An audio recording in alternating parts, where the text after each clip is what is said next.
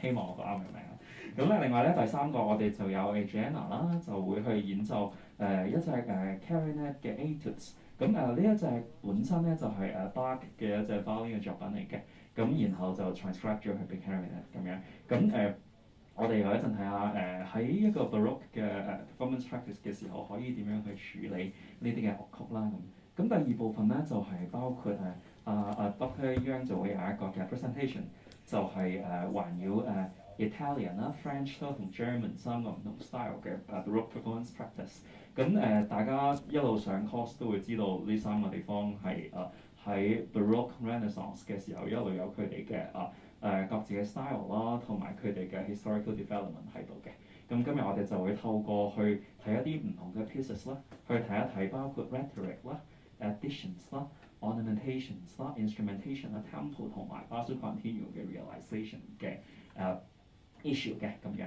咁我哋事不宜遲，首先我簡介下我哋今日嘅講者Dr. Yang 先。咁Dr. Yang 咧，其實即係我同佢都識咗好耐㗎啦。我哋因為中學嘅時候就已經識㗎啦，咁都係2-3年前咗啦。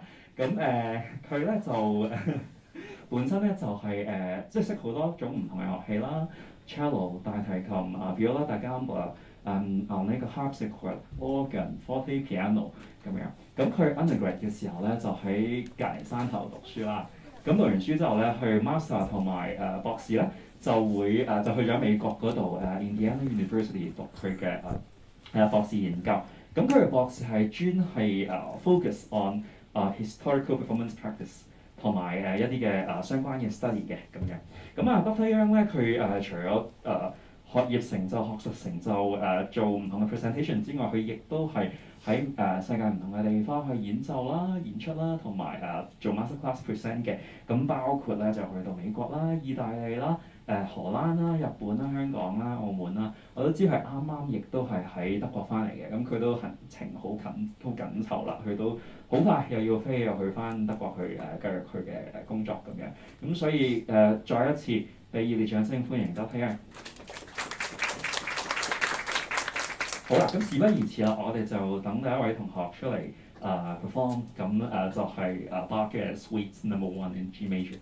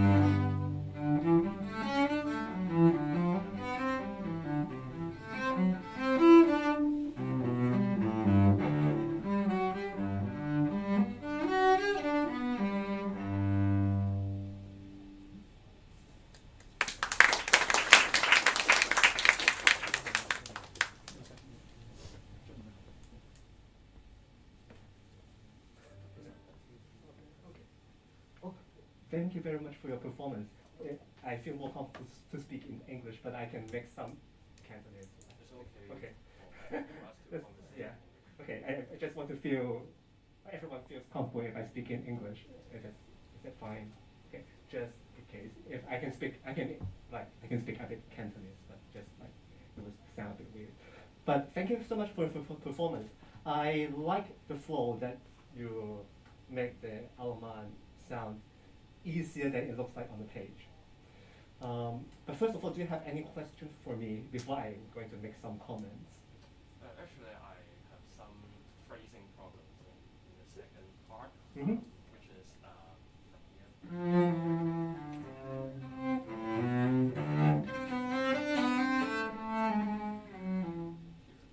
I find it difficult to arrange which note from which phrase. Okay, I see. So let's deal with this part first, and then I can go back to the things that I want to discuss with you. So personally, I think if you have the same edition with me, it is measure 19 that you have the that is the end of a phrase for me, because this is a very typical phrase ending, especially not German, but actually in French music. It's like a very weak French word after the ending. So later when I talk about French music, you will hear a lot of these endings. So this is a very weak ending. So I would suggest the phrasing ends there, and even a tapering, which means a diminuendo. So it's And like da da da da. Yes, Da, da, da, yes, da. yes, is a complete ending. And then there's a kind of suggesting going into the A minor, but of course it ventures into different keys afterwards immediately. So da da dum, and then da dum. So it's another. So it's like every time when you play the second section, the composer in the Baroque period would want to go to different keys, and they stop by one key and suddenly go to another key. So this is a very typical Baroque technique that they want to explore different keys, and then they would go back to the home key. And of course, it is how we, as a performer, try how to plan to make it sound, to bring the audience to have the same journey as you're experiencing this. So you want the audience to experience that as well. So I think this is a good part, what we want to discuss about phrasing. But first of all, there is one comment that I really want to bring out that is about the character. I'm a bit confused, like what kind of character you want for the entire piece. A more relaxing. Mm-hmm. Of course, you're nervous. That's why I'm very confused at the beginning, like what kind of character you want to suggest, because this is very important, as I will talk about in the lecture.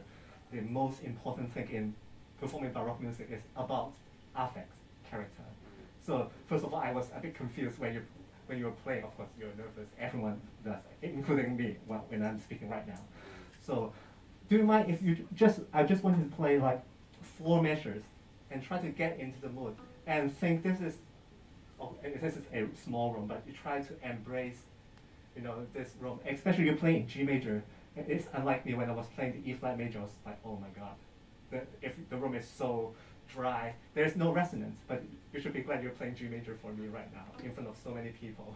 So let the instrument rings, and really raise your ears to hear all the how the sound bounce back and forth. Although there are so many people here, we all absorb the sound. But try your best to feel the atmosphere more. 4 measures only.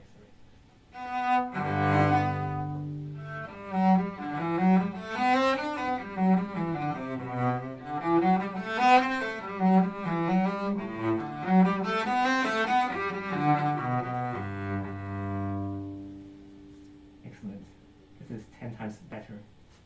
So, everyone does. It's like when first time you play, you get nervous, and I ask you to play just one phrase, and you feel better. And I really want you to feel this kind of gesture, because now I hear you establish the key, G major, so clear. You don't need to do so much gorgeous or take time. It's just introduce G major to the audience, the Allemande, in a very relaxed way. And now I feel it. I hope the audience also feel in this way as well. But now, the next phrase, can we continue to the next phrase? So what does the music do in the next phrase? It stops by the E minor, right, in measure 6, right? So apparently there's something changing. So I hope your tone color changes a bit after the 4th measure, after the cadence. Can you suggest You it? mean a more darker sound? So this is, you need to decide if it's because of minor key. Of course, it's easy to decide, well, I want to go for a darker color, or maybe even a slightly sadder or more intense. So it depends on how, I'm trying not to control your interpretation. There's no fixed interpretation in any period of music, including Baroque. So if you decide you want to go darker, so go for a darker, and perhaps even lay back. I would suggest the beginning is more welcoming, and then you might be more reserved. So that you have more tone color just between the first 6 measures, right? Can you try to have a different tone color from the beat, the pickup after the cadence? You mean here? Yes, please.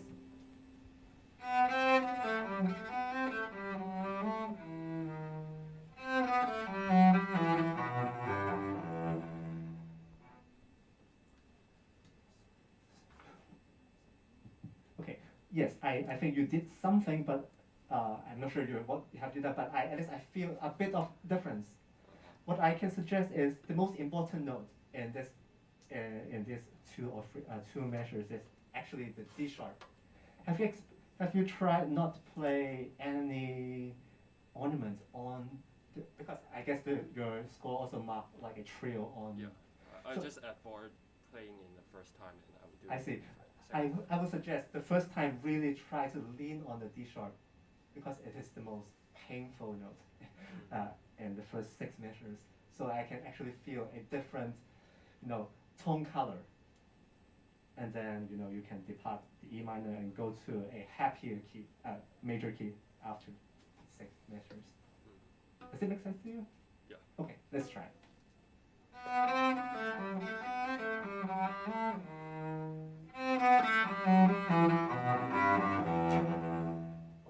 I just want to make one little comment. So in the sixth measure, there's a arpeggiation, right? You don't need to accent on this some of the note there. It's a big gesture. Because I just copy what I did in the fourth measure. Yes, this is also the comment that I want to make in general. Like, though you need to look at the harmonies slightly more careful because they're just outlining the same harmony, and the gesture is basically falling. So it feels like you want to make a bit of accents on. There's some I can hear some subdivision, which is not quite necessary. So because of the time, I think we should continue.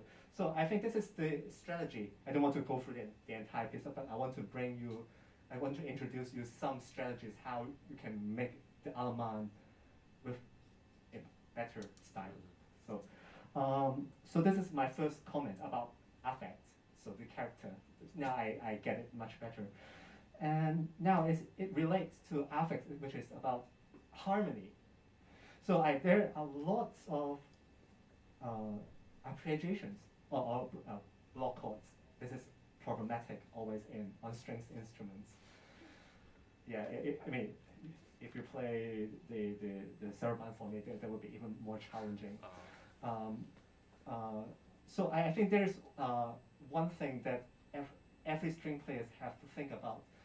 What is the speed of your arpeggiations? Every time I feel like you want to just whack the notes, and I cannot hear the resonance, especially the G, the open string ones, which is a bit of a pity if I cannot hear the resonance because you just want to finish it. And then there are many ways to play arpeggiations. So you don't need to, for me, I don't think you need to leave the G and D so quick. You know, sometimes you want to just because reach. I just found that if I do it more clearly, Mm-hmm. I will have some kind of retard in Mm-hmm. like this, but it's kind of weird when I hear my recording. I see. So if every time when you decide the speed of the arpeggiation, I think there are two factors. One, what is the entire contour of that phrase? You don't want to slow down or in every cadence, right? Mhm. You want to still make a longer phrase. But on the other hand, does the arpeggiation start on the beat, or sometimes you play before the beat? I think that is something that I have been questioning myself or questioning my colleagues. Sometimes they play the arpeggiations before the beat or on the beat. That affects so much the timing.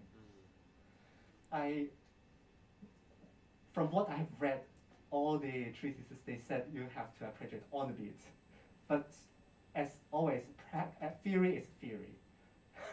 So which means like in actual performance, there are some, we still take some time. You have to make it feel you're still on the beat. Mm-hmm. So it's a kind of illusion. It's an illusion. I play the harpsichord, which has no dynamics to anyone. So you have to create illusion that you are on the beat.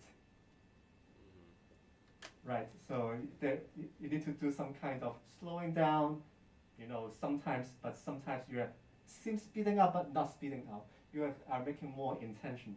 So can we try one place that I think would be most helpful? I think it's the second half most likely. Can we start from measure 20 after the A minor, or the dominance of A minor, which is the second beat, right?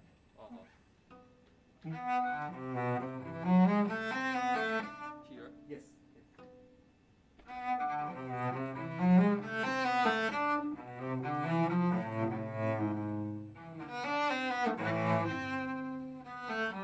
May I stop you? So here is the excellent place that I wanted to talk about.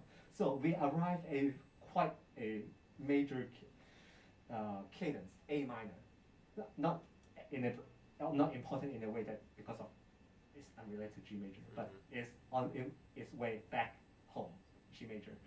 But I think you stop too much on the G sharp, although G sharp is important. But in this case, the phrase continues. So I think you can have even a longer breath. After the G sharp, don't think you have to stop too much, but really go into that big A minor chord in measure 22. Mm-hmm. Yeah, I feel So like it's like more likely a fermata for a G sharp.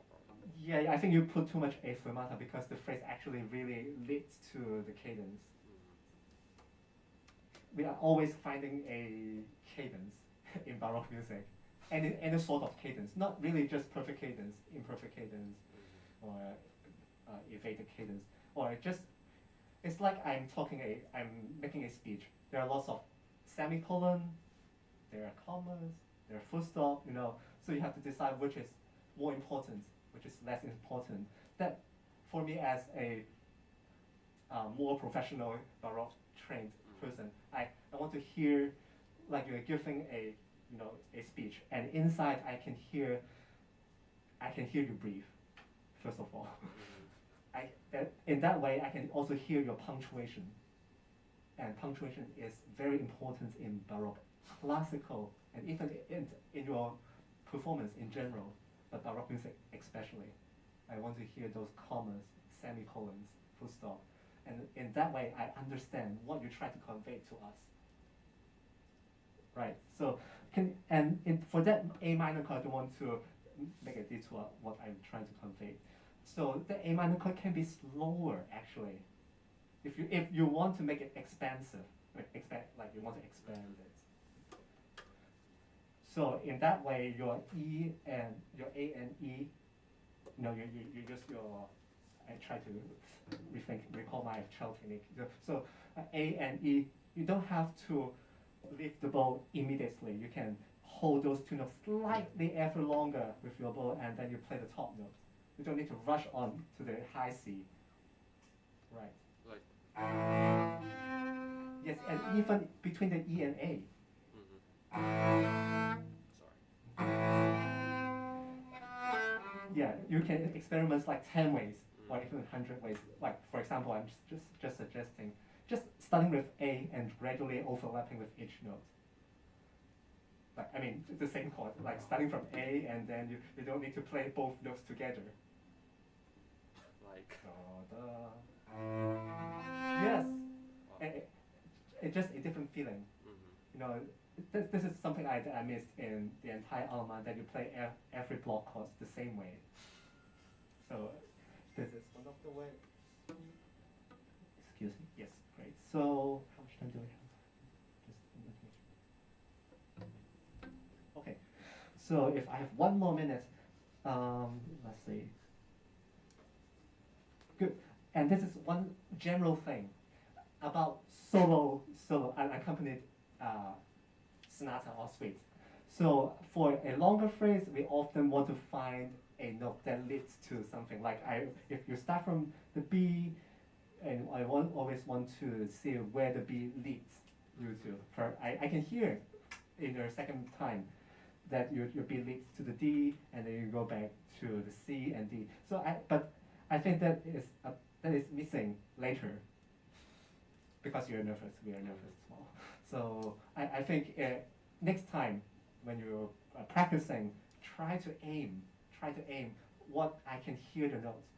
What is important, what is less important. That will make your performance easier for you to play and for us to understand. Sure. Okay, I hope this suggestion will help you to play the entire piece. Okay, thank you very much. Thanks a lot.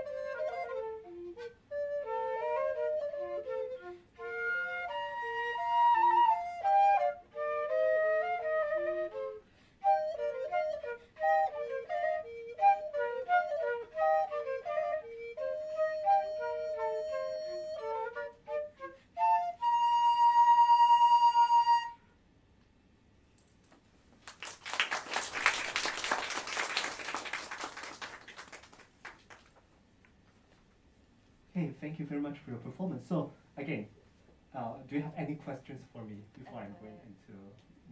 Because according to the invitation to record, there may be some dynamic change difficult for us to make, and it's the biggest difficulties we met when we are practicing. I see. So dynamics. Yes. To me, I don't think that. I guess you're trying to make some dynamics. I can hear this, of course, because we are in a small room. What matters to me is you both have a very different articulation, and I think that worth discussing while everyone is here, because what I'm sensing, like, one is more. I think, like, I can make a very concrete example, like in measure 14, 15, where you have thumb thumb. I'm talking about fast movement presto. Thumb thumb thumb thumb thumb thumb.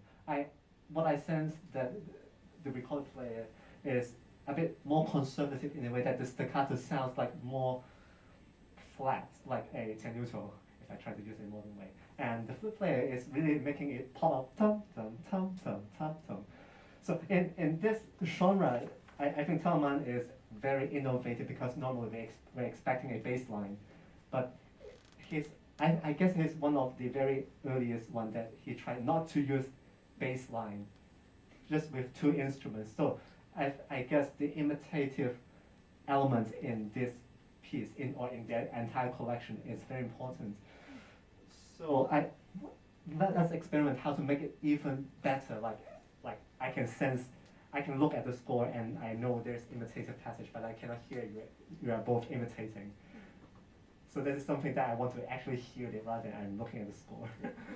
So can we do from, I think the most easiest passage is measure 74.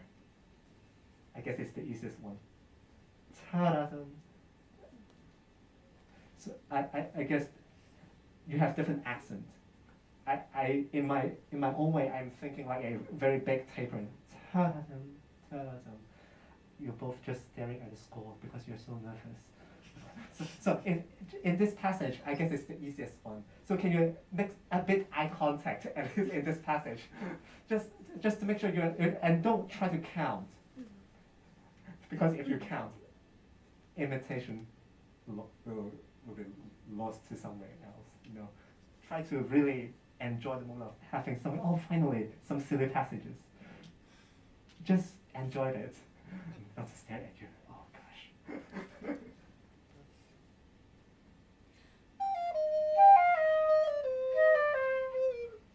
Sorry. Again. Good. Just recall. Sorry, your name again. Carrie. Carrie. So thank you, Carrie. Can you just be a bit more? Ta-da-dum. You can try to imitate what the flute player. She's doing a better job in this way. So ta-dum, ta-dum. Really make a big diminuendo. So if you try to make it that way, she will imitate.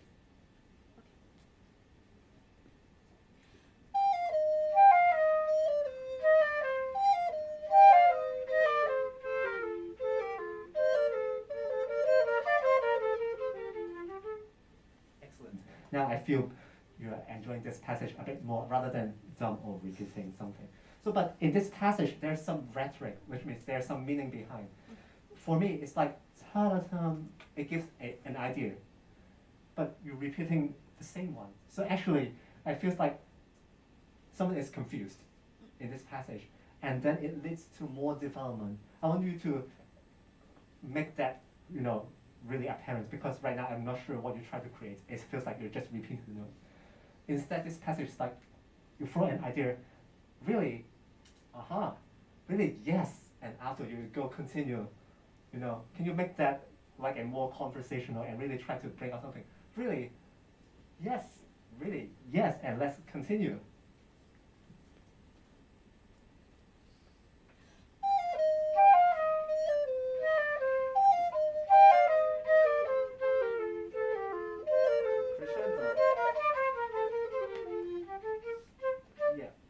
So after some confusion, now you both know where is your goal. You want to go back to the A section, right? So this is something that I think you can do it much more interesting way, and you will feel better when you perform this.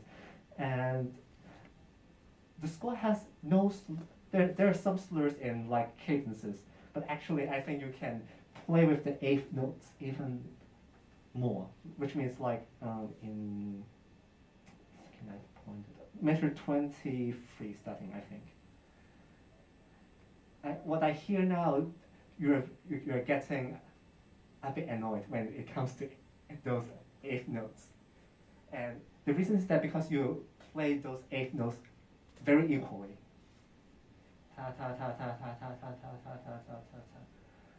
I think what makes it easier and more interesting if you ta ta ta ta ta ta ta ta, or sometimes ta ta ta ta ta ta ta ta ta ta ta ta, like it looks very apparent on the score, like if there's a tum ta ta tum ta ta tum.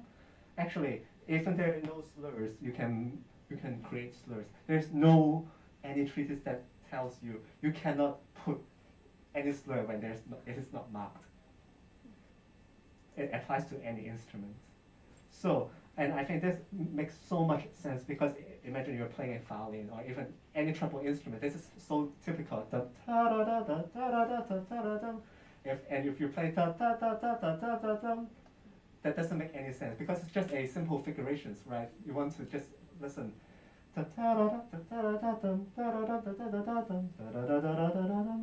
Something like that, right? So try to look at those notes in a larger macroscopic way, like more gesture, more gesture. Can we start from measure 20 in this way?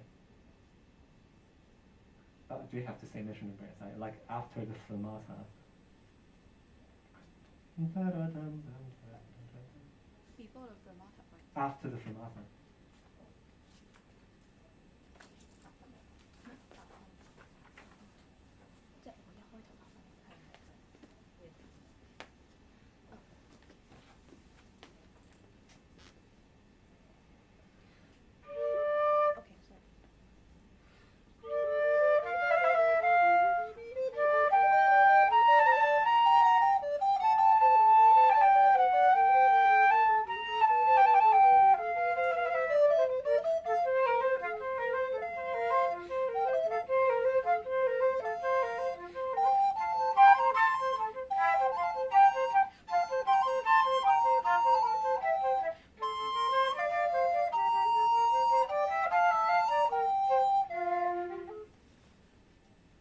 I think that makes, I think it feels better, although I think the flute player in this way, she does a slightly better job in a way that she really groups the notes. And I think you don't have to really try to count notes so much. I feel your internal beat, as a classical trained musician, when I was learning cello or other instruments, I count, oh, 16, 16, 16, 16. I hear those internal beats in your heart. But I think in this way, you really want to feel even like although it's common time, I think you want to feel cut time. In this genre, I think it's so great that you both can learn from each other. There's no better genre like this. You can hear what she does, and she also can hear what you did, and you try to imitate. This is one of the pedagogical elements in the entire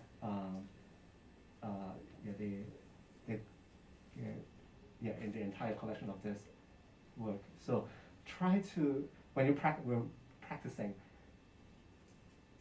try to listen to what, if she's proposing idea A, and just imitate, no matter you agree or not. And when you have the chance, it's your turn. You have the idea B, and she will imitate. In this way, I think the music at least will sound more intact, or it's more organized, I would say. And for the remaining time, I want to go back to the Andante. I think it needs more. I feel the character, which is good. But sometimes I don't understand. It's like if I'm talking in another language, it's like, wait, what are you talking about? It's not the word I'm using. So let me explain just a bit what this music is trying to do. So, ta-da-dum, there's a rest. I think you can explore the rest even more. You don't count. It feels like I can hear you're counting. Ta-da-dum. I can hear in your heart somewhere. No, let it dissipate. Just look at each other again. Don't look at the score.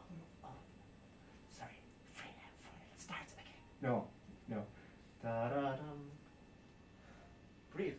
Breathe and start again. So it's like proposing idea A, continue or not.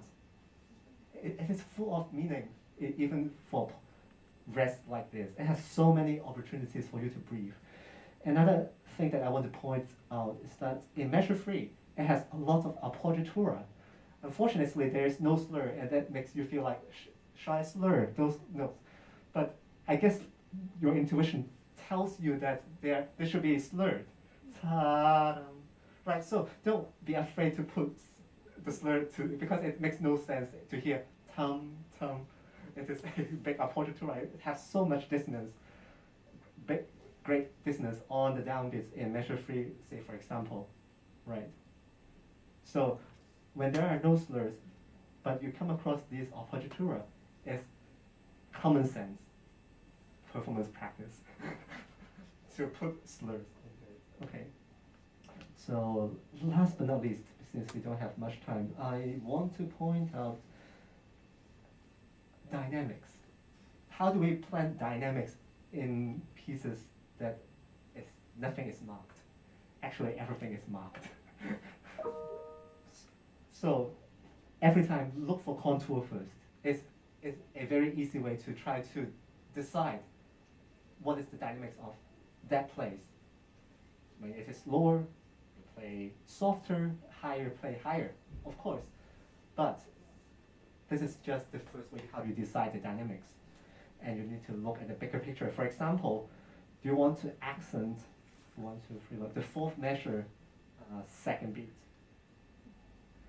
It doesn't ta-tum.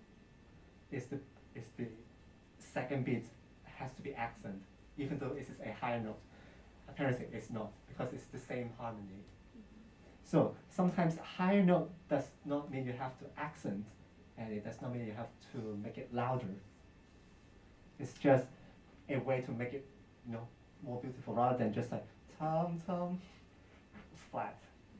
Ta sounds much more elegant, right? So I think sometimes when you decide dynamics, go for the easiest way. Lower, softer, higher, louder, and then you examine the harmony. Well, it's just aligning the same harmony. Do I really need to accent on the weak beat? Unless you have the reason. Maybe it's an exclamation. Sometimes, it has the purpose, and then you know how to plan the entire dynamic, all the dynamics for the entire piece, and in that way, you will feel it's like a passage, not just one sentence. Does that make sense to you? Okay. Do you have any questions? So we will end this section. Okay. Thank you very much.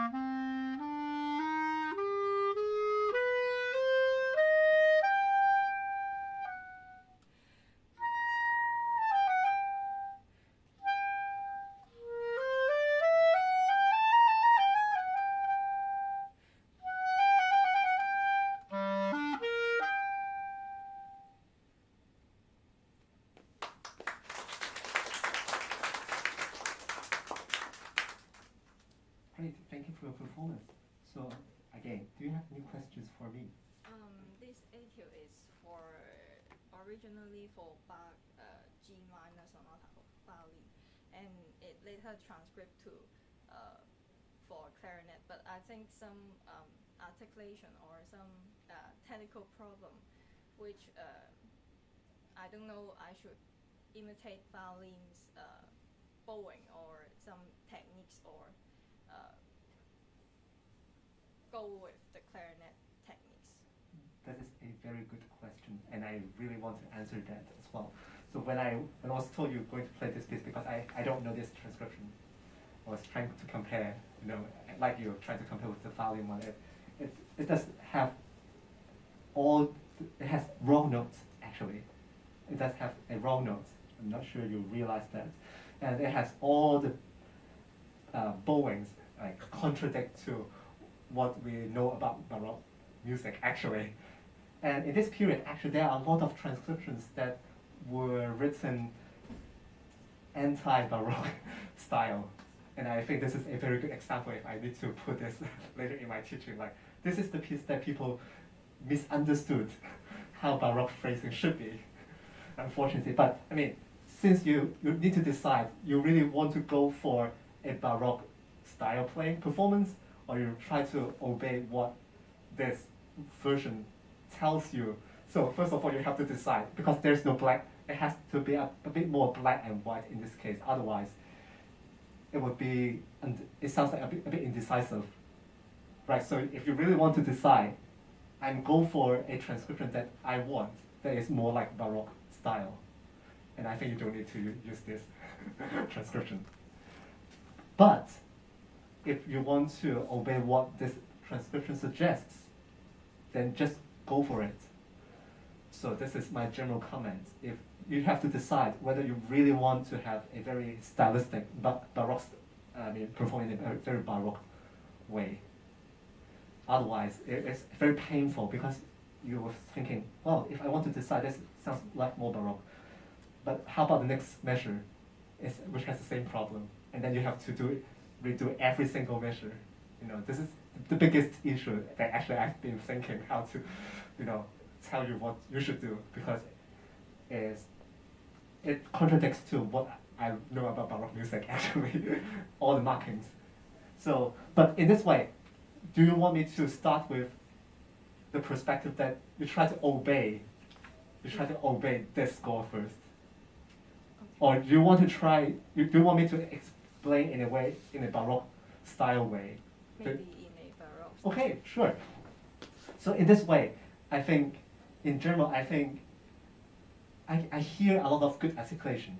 I hear the phrasing, but it's because I hear you count a lot because of a lot of fast notes. It feels like you're getting a bit frustrated in measure 3 at the end, right? You count. Somehow you want to rush into the downbeat measure 4. And it feels like you want to rush into it. And I have a general suggestion in this case. When you play something like this, there are so many small notes. Go for gesture, don't count. You don't need to look at now 16th note, 30 seconds, 64 notes. They are just suggesting faster or slower. And I think this is very common for classically trained musicians. We try to count so meticulously, and then we lose the bigger picture of what it's actually doing. It's just a very beautiful trill with a prefix, with a turn. So Bach just wrote it out. So it's a written out ornaments, in short. So can we experiment in this way? Just let it go. Really let what the music actually, it sings. Don't try to count too much. If the gesture asking you to go, just go. It's like you're putting a brake on important things, and that actually annoys you. I can feel in your performance. Okay, let's try from the beginning.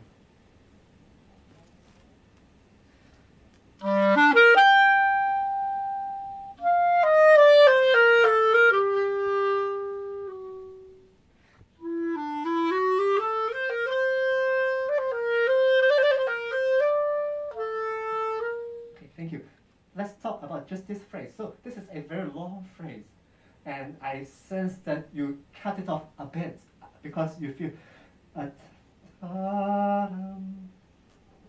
I feel like we lose the momentum to hear. Actually, you want to go to the end of where you just stopped, right? Can you try to make this like really a long phrase?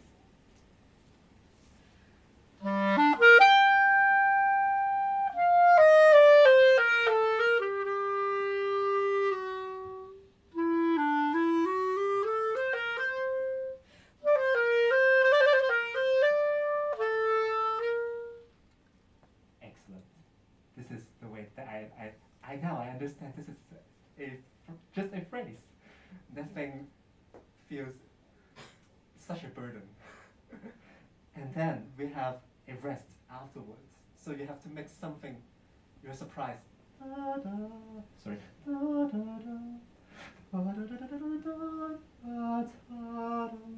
So it's a gesture, like a slide. So no counting. Can we try?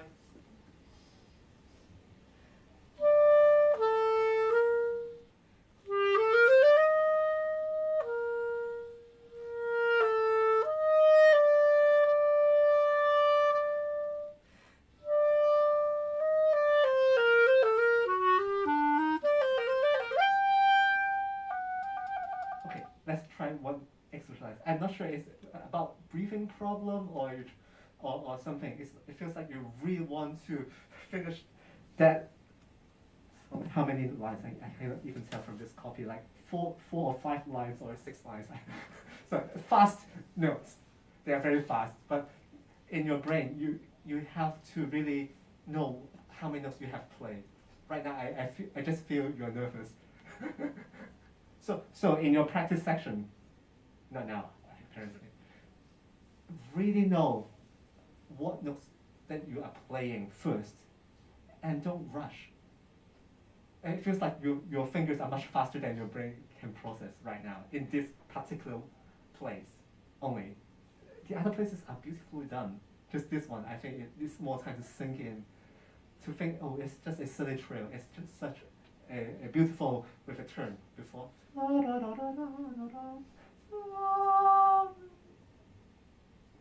So follow your instinct how to sing this passage, not to rush it, and it will sound just fine. No, there's no police to stop to clock you. Well, you're speeding up. No, there's no police in this entire piece. Just follow your instinct. Hear the harmony. I guess you know the harmony. It's just like you're so nervous, like, oh, if I try to go a bit slower or faster, will I be caught? No, at least I won't caught you. Okay, let's start from, which is a better place? Maybe from after the cadence, the second measure. Da, da, da, da, da.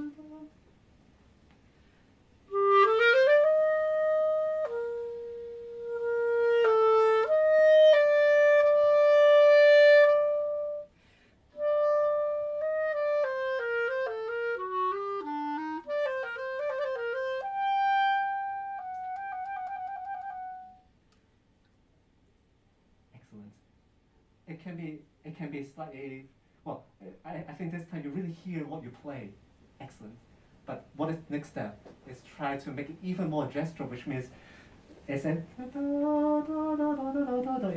actually a very big gesture, but it is separated in the score by 2 different slurs only. So this is your next task in your practice section, to try to make it more coherent. For the sake of time, one thing that I like is there's a diminished chord, and I don't know how many, 1, 2, 3, 4, 5, 6, 7, the 7th line. That one, da da dum, that one, excellent. But after that, I was shocked. I guess you were shocked by the diminished chord. What you should do afterwards, I think you have done a very wonderful job on the diminished chord, and then you ruined it after because it feels like, oh, it's so common, and you count it and you just go into the second beat. Take a break, and then you sneak into those notes. They are not fast notes. Don't get annoyed when you see so many notes. Think out of the page again. There's nothing fast in this one, and this adagio.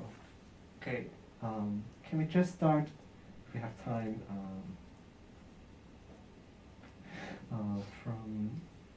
from the line above where you want to start.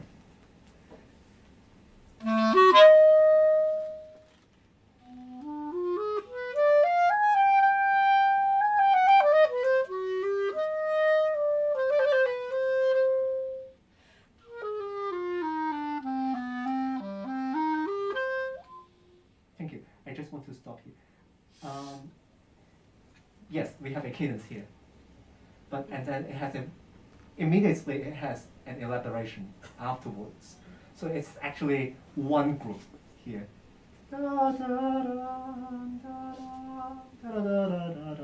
So I think in general, you have to look even more carefully because it has so many commas that helps you to breathe.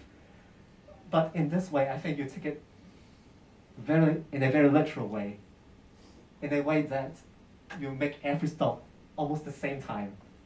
This is the way that I was trying to think, that sounds a bit boring, and I guess this is the way you feel, because every time there's a comma, you almost take the same time, and you think it is suggesting the same harmony. But I guess at least from this, who transcribed this one, he didn't mean to act. No, this is not the way how you take the time. He's just suggesting you might take a little break, but how much? You still have your liberty. So in this, I think you can just take a very short one and continue, because there's bigger thing afterwards, which is more important, and you want to reserve those breaks. Do you want to try from that D and continuous?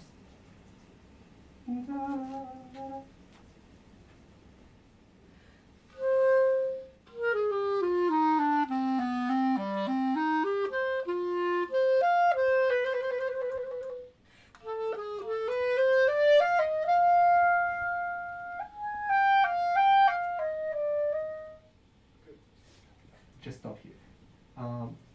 So can you see just right at this place? So it's actually a very simple stuff. Actually, it's just from G to F. Right now, I hear there are so many notes that I'm not sure what it means. Can you make it simpler? In a way that you don't need to spend every note the same kind of. Just make it as easy as you could.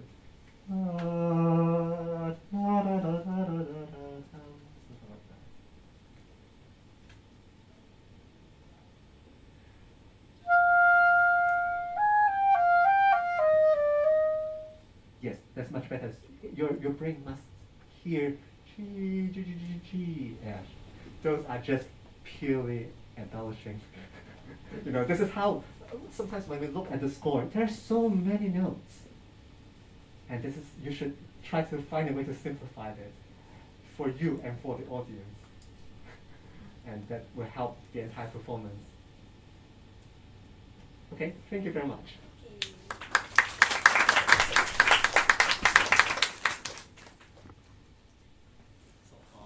Thank you, Billy Young, for your wonderful masterclass, and thank you, students, for your performance. And I'm sure you learned a lot on how we plan the music and how we interpret the music. So we do have a lot of theory and practice. We want to learn and we want to follow in order to play in the Baroque style. But Dr. Young, you give us a very important tips on how we actually interpret the way that we want and the way that we want to deliver to the audience, instead of just following what is marked on the score or what is talking about from the treatise.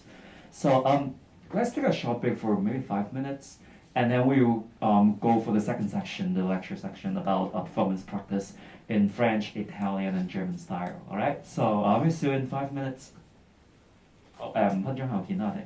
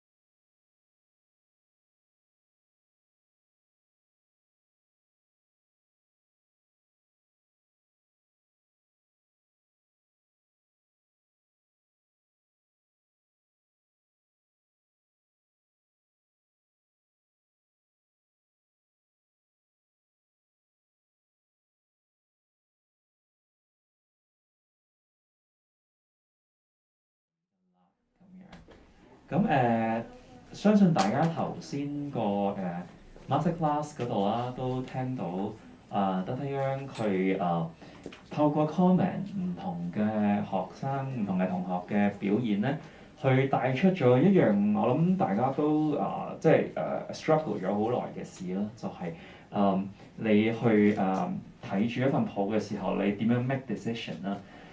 我哋去睇書睇paper。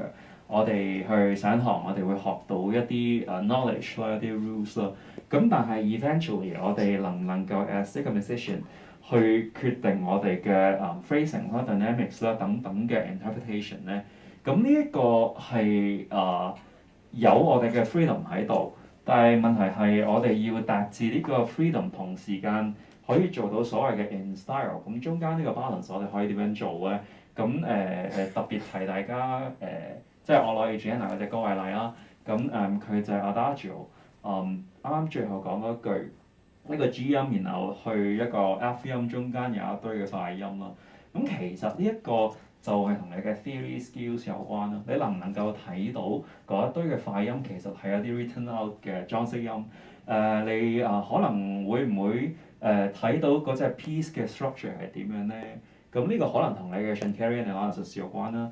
Dr. Yang 佢之前都講咗，譬如邊隻咧？J 嗰隻 cello suite 點樣由一個A minor 嘅 dominant 去一個A minor 嘅呢個 tonic chord 咁樣。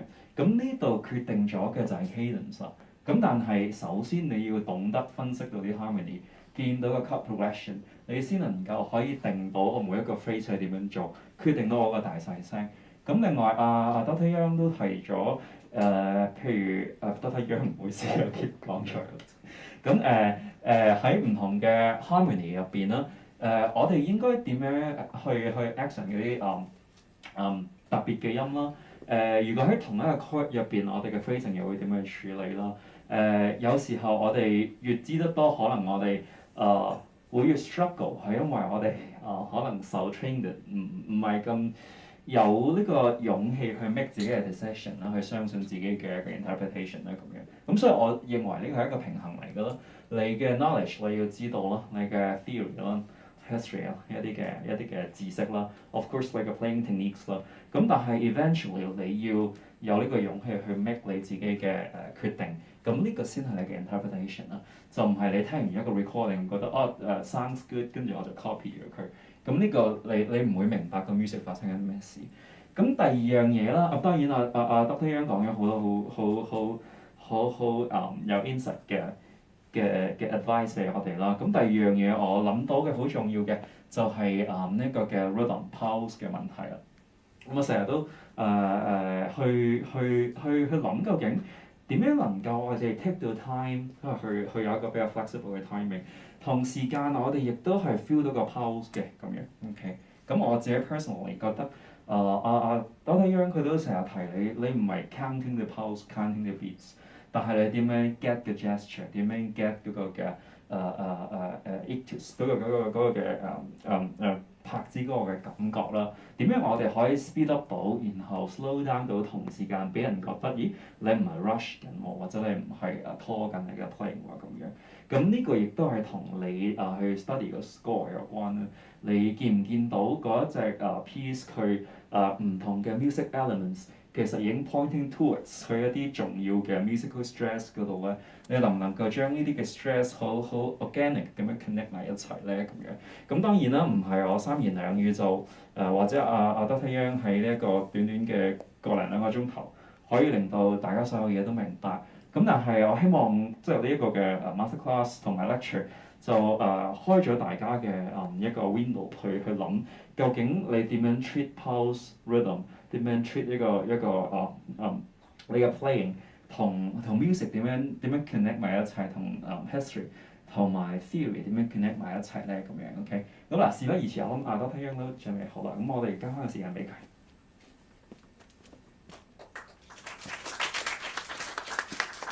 Okay, thank you so much for a long masterclass. And now I try to make this lecture in a more interesting way because everyone is tired now. So I hope this presentation will be an interesting one for all of you. So after the masterclass section, I would like to supplement more details about performing Baroque music and performance practice, especially the discourse of Basso Continuo. And this is the rundown of the presentation today. First, I would like to talk about what exactly performance practice is.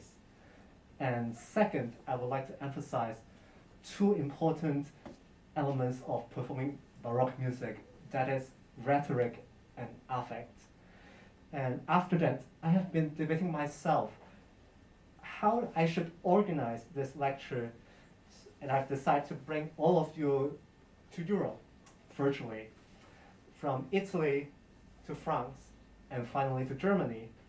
And along this journey, I will make use of several musical excerpts to discuss a couple of interesting common performance practice and stylistic issues.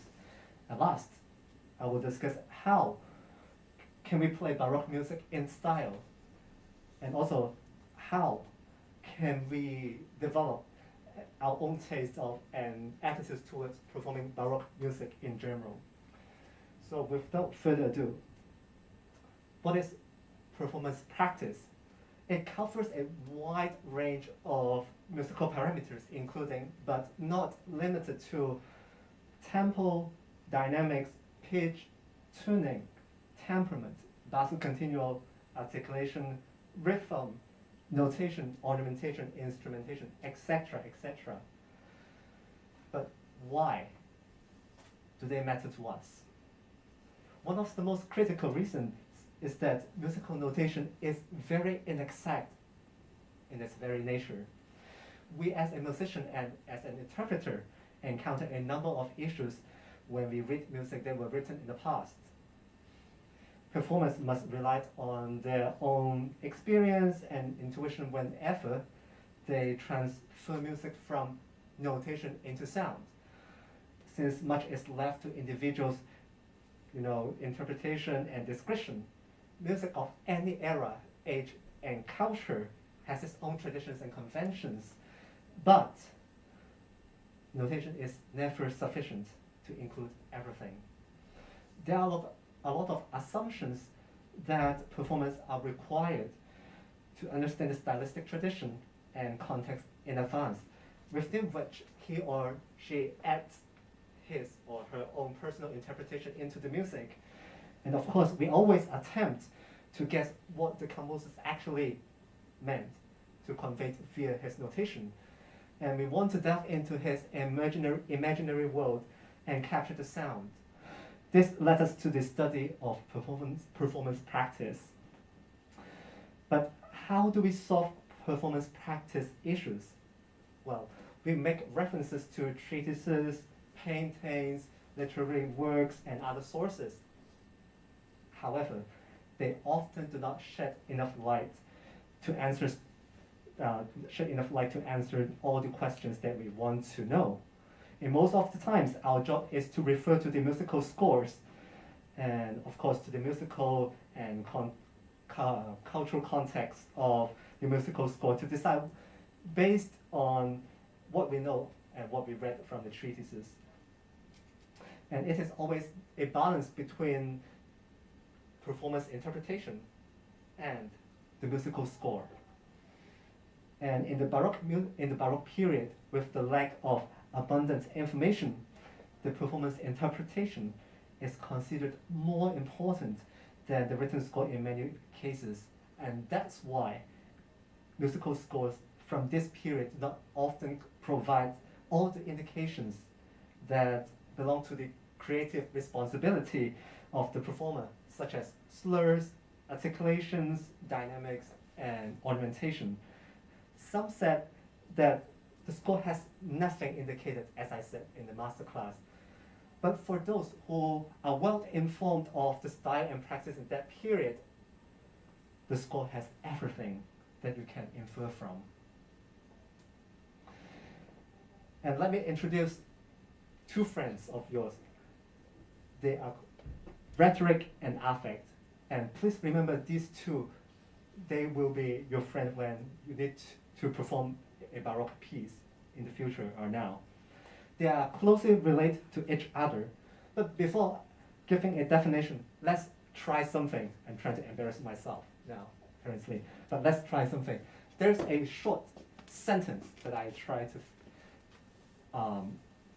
speak in 4 different ways. And I'm trying to think in a different context, 4 different contexts with 4 different emotions.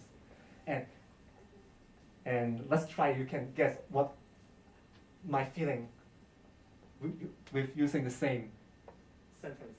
Let's start. First one. Let's start. Second.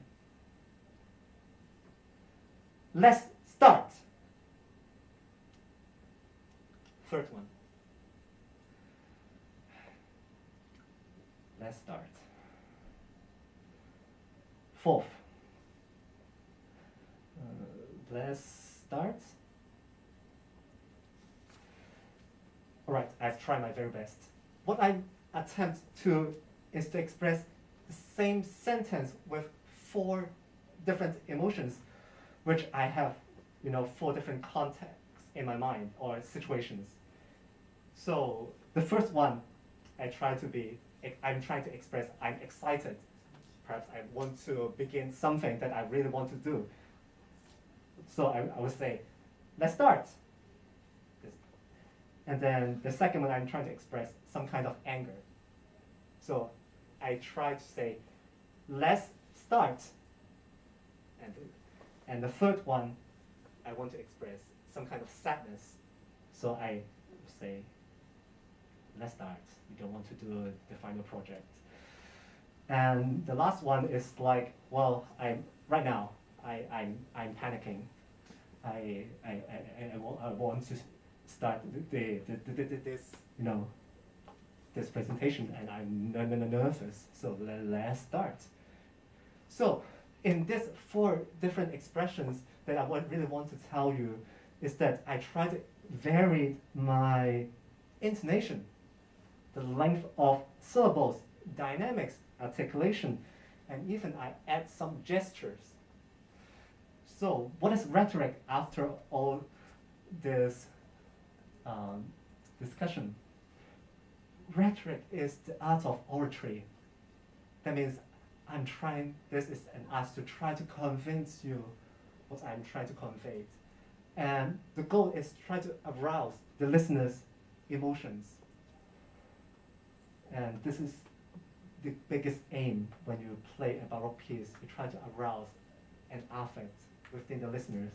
And late Baroque theorists and composers embrace the proposition that music is capable of arousing a variety of specific emotions within the listener.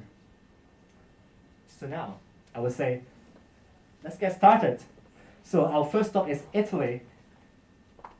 After discussing so many theoretical stuff, let's listen to some music to relax a bit. I hope it works.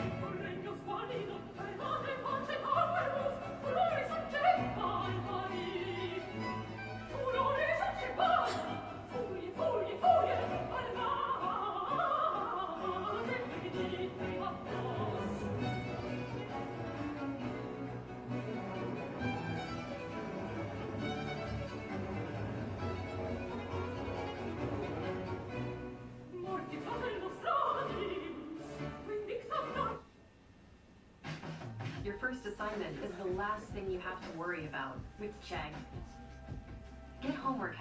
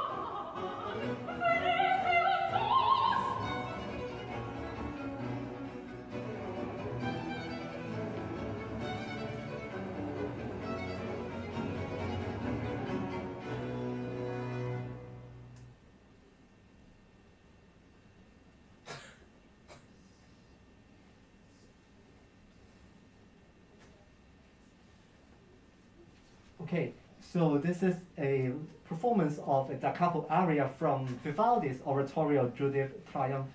And I want to focus on two things, ornamentation and continuo instrument, basso continuo instruments. So let's look at the score for a while. As you can see, there are only 5 staffs in each system, but you can see in the video there are more instruments than what is notated here. So what is the reason?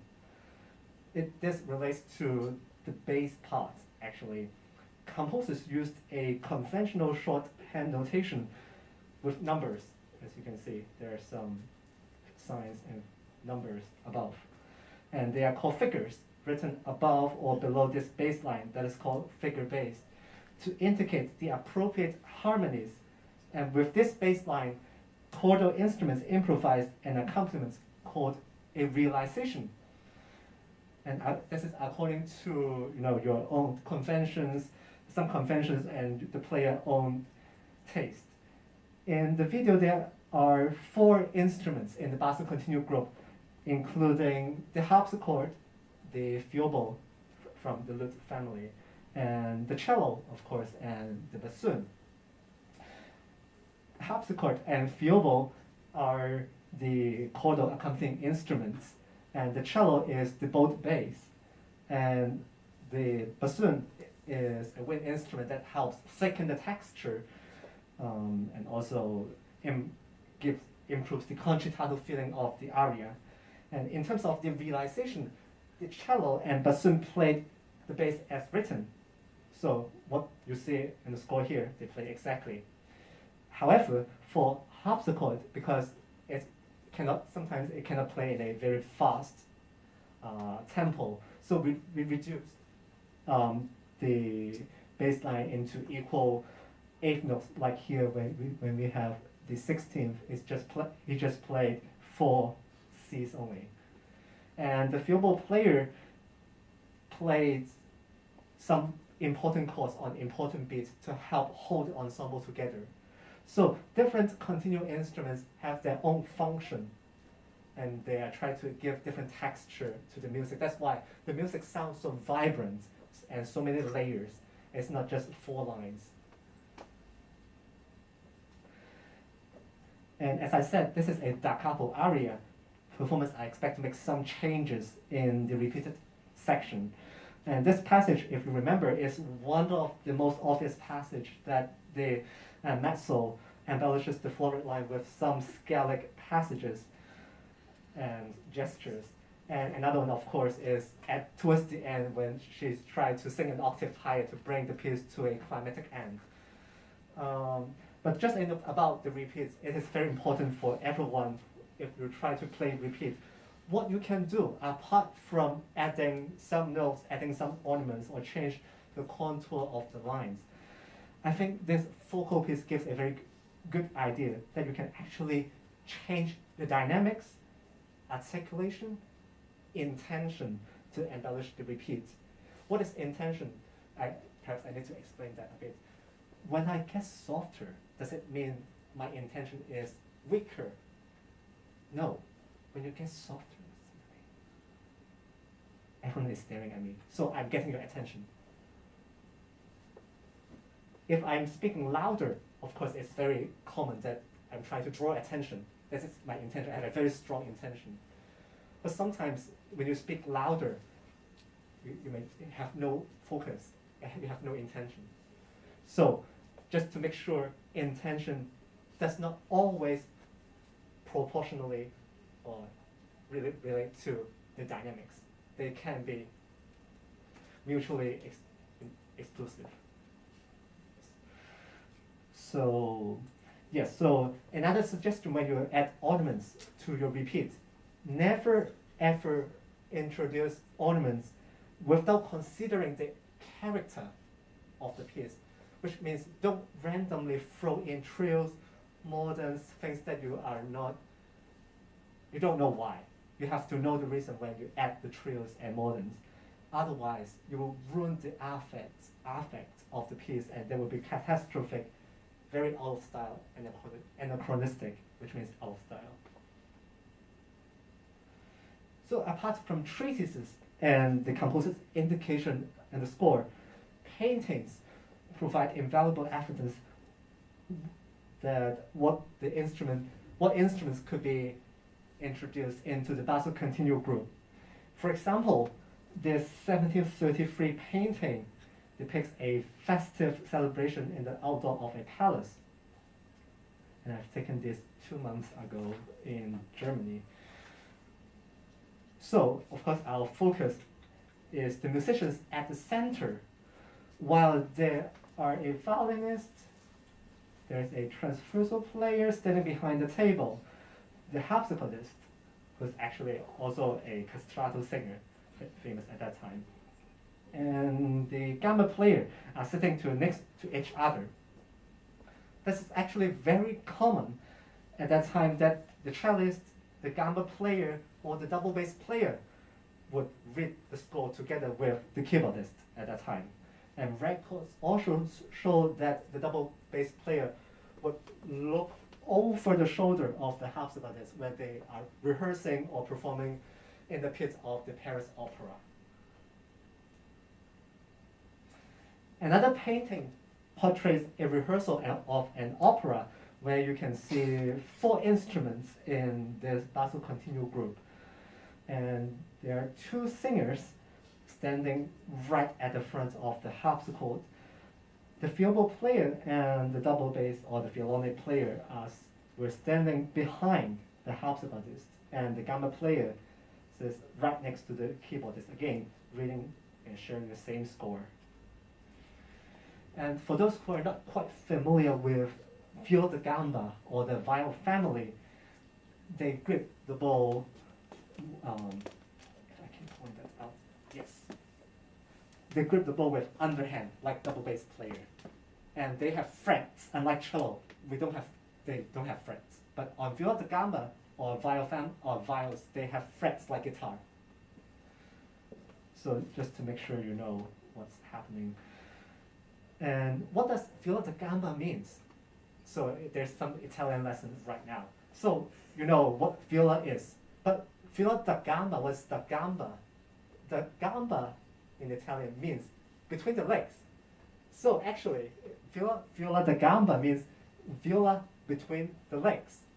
So another instrument called viola da spalla, it means viola on the shoulder. So this is how the Italian put it, name the instruments. It's basically very literal meaning, since we don't know Italian.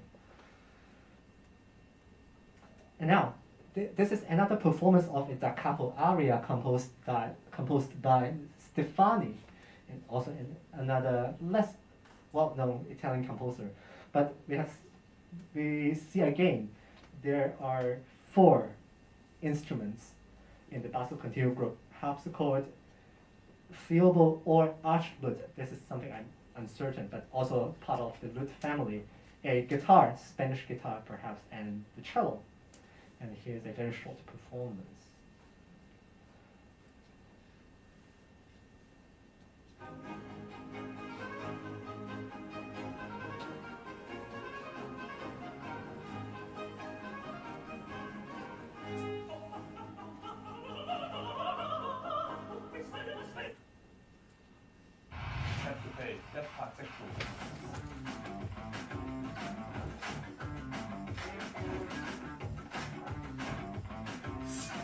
Sorry about that. 指上 activate 應該雙筷子收腹無憂。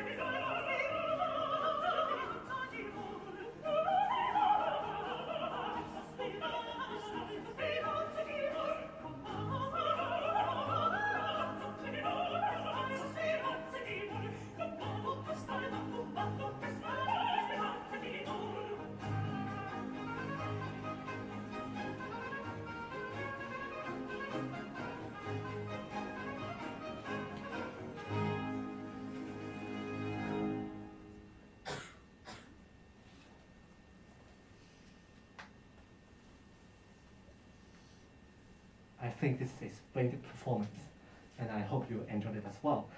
So frequently, the performers have to determine which instrument would be the most appropriate for the particular environment and musical force.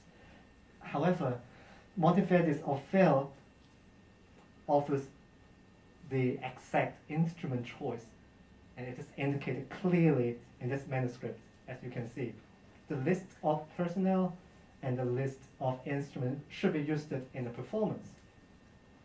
And they are outlined clearly in the manuscript. This is very unusual that you know what exactly you need in the performance. And here is the photo that I've taken in Vienna a few months ago. And you can see exactly the arrangement, what instruments they have used according to the manuscript. So we have 2 harpsichords, 2 violoni. It is one is here, another is hidden here. Sorry about that. And then there's a double harp. There are 3 chitarroni, also from the lute family. There are 2 organs. There are some bass viols, more than 2, and this is called Daoxian, an early bassoon, I would say. And after all, I cannot find the regale, but it is like a low-sounding organ. I guess it's incorporated in one of the organ here. So it's such a massive instrument for such opera, and I think it's magnificent. If you have a chance to watch opera, and like Monteverdi's Orfeo, I think you will enjoy it very much. Not just because of the casting and also how Monteverdi meticulously incorporates different instruments for different characters. And here, let's take a look to one of the most famous movements in the opera, Possente Spirito, from the third act. In English, it means mighty spirit. In the manuscript, Monteverdi clearly indicates here the use of wooden pipe organ and a chitarrone at the beginning of the movement. For those who have never read this kind of manuscript, let me guide you just a bit. So the first two lines are for violins, and this is a C clef, movable C clef. So which means the first line is C. So, and this is D. And then followed by two focal lines in tenor clef, tenor C clef. And then the last line is the bass clef, the normal bass F clef. If you think this aria is for two voices, it is not. If you look carefully, the first line is actually the simple version of the line. And Monteverdi himself embellished the simple version and wrote it out right next to the simple version. So it is very highly unusual at that time. That is also one of the most famous example how you could embellish a piece from the 1600s.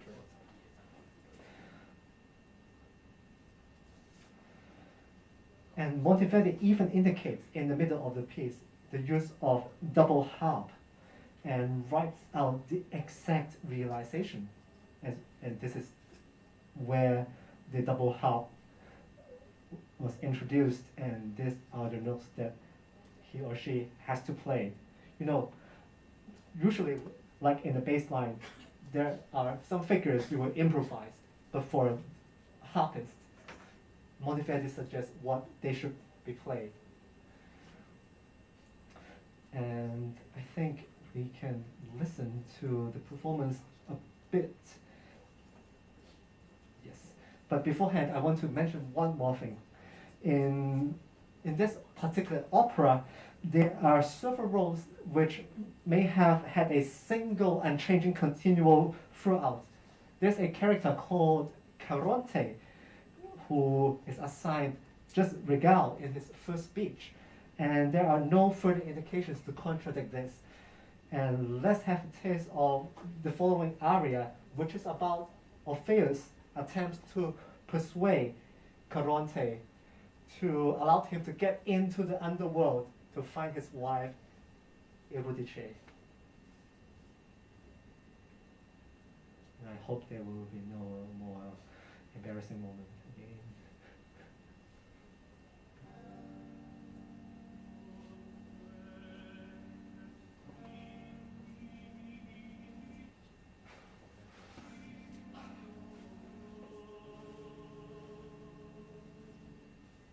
Hey, you probably remember Mukadram and seeing his video on YouTube. I'm here right now with him and his family, and he's in a very...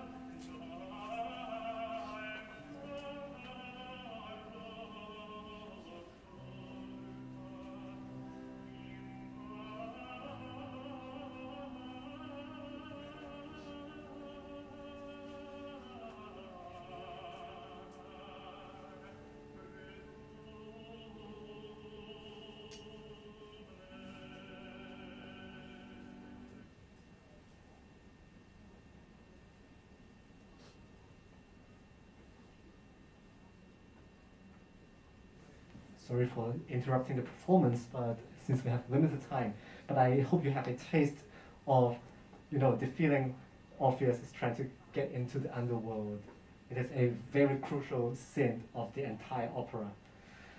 So, next, I'm trying to introduce you another very famous Italian Baroque composer whose name is Corelli.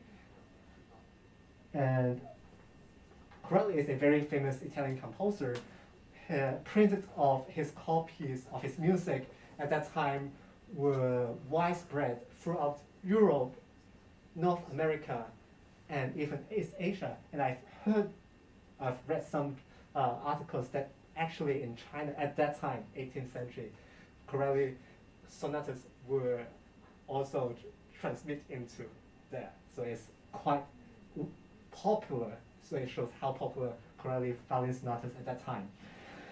So, and I want to show you the first movement of the third sonata, and please focus on, again, the continuo and the tempo.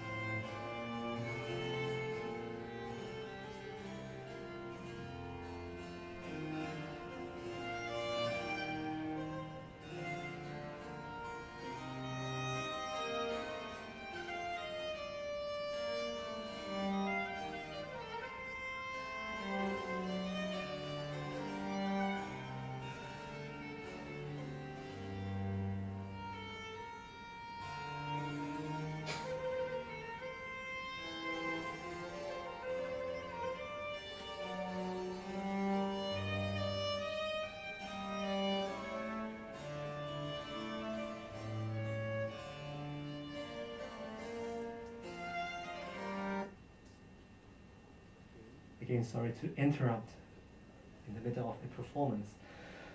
So, okay, yes. So, I think for the, did I freeze the?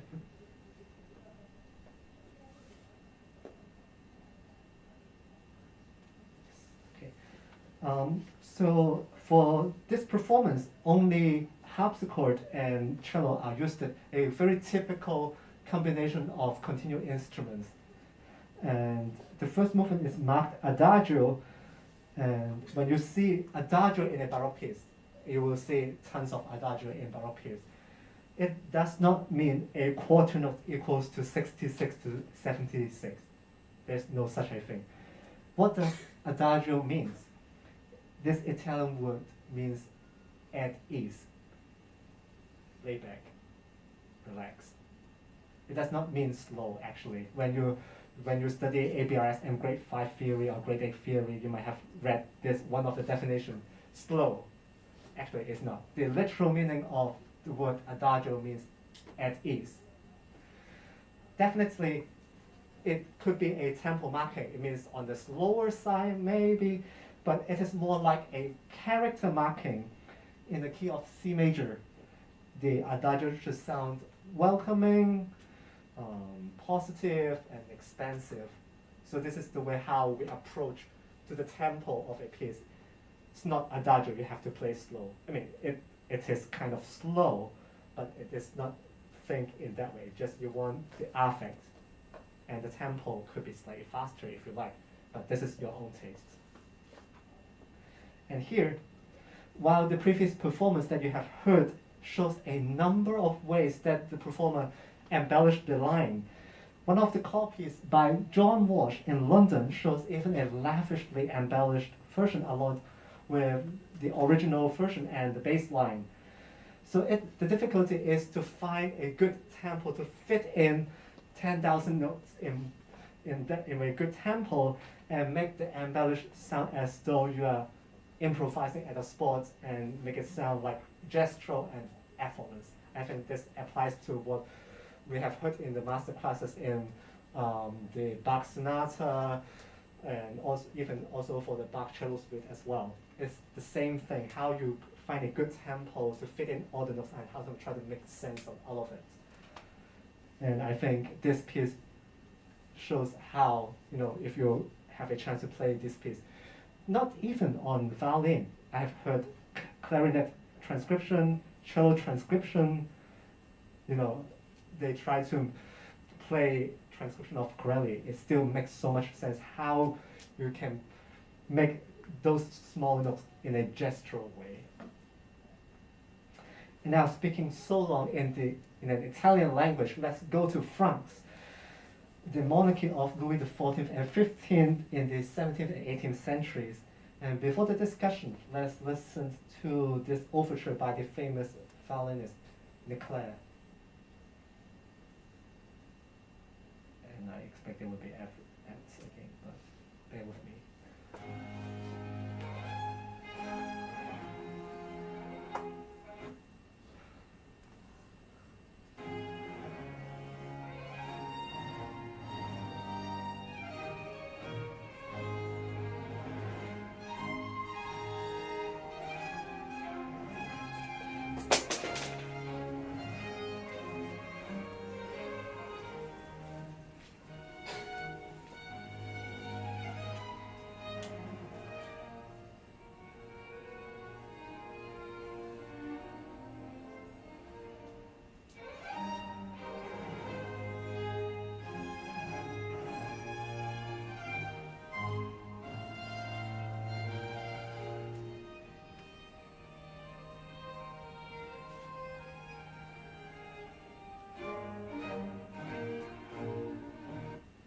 Now let's jump to the fast section of the overture in his opera Slaia e Glucus.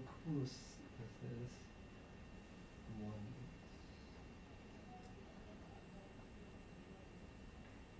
The cadence.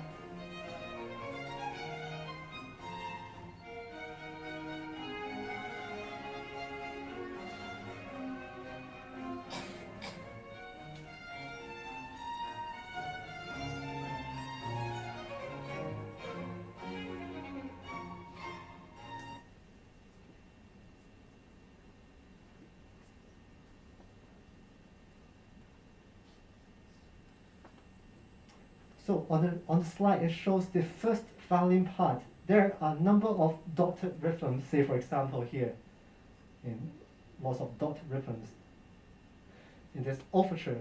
But particularly in overture, it is just full of dotted notes. This is very common. And in terms of Baroque performance practice, the note with the dot should be lengthened and the smaller notes should be shortened. Say, for example, we have, let me play a bit on the piano. So when you hear, it should be even more dotted. I want to demonstrate once again. When you see the rhythm, this is written almost, but actually you have to do it even more. The longer notes, the dots should be lengthened, and the smaller notes should be shortened. So the result will be.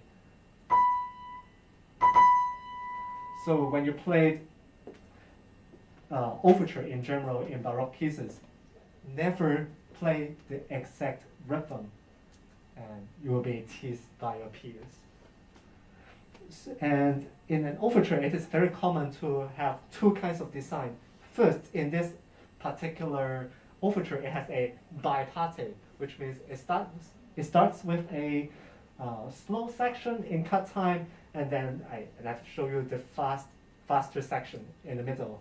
But sometimes it has a tripartite formal design, which means it has a slow section, fast, and goes back to the cut time slow section.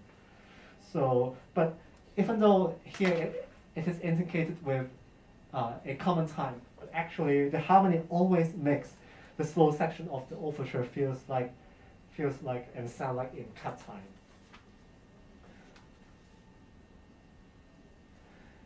Now, I want to show you something different. And when we talk about 18th century French Baroque and French opera, Rameau is the most, not one of the important composer in this regard. And I'm going to introduce Le Sauvage from his famous opera Les Sons Galants. And here's the excerpt of a modern performance.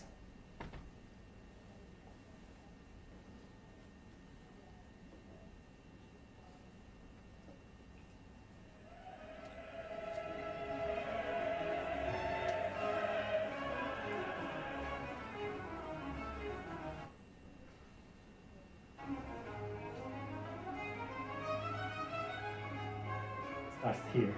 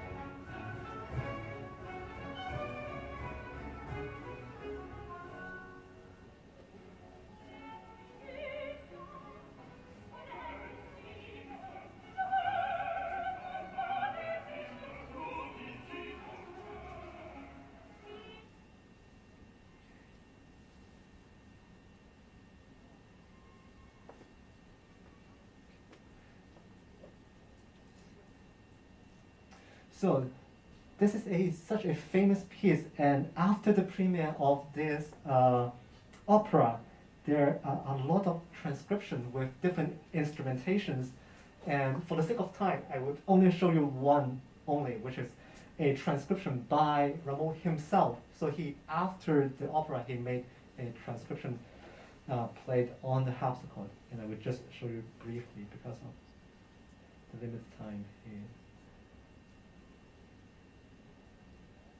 You might recognize this guy in the previous video.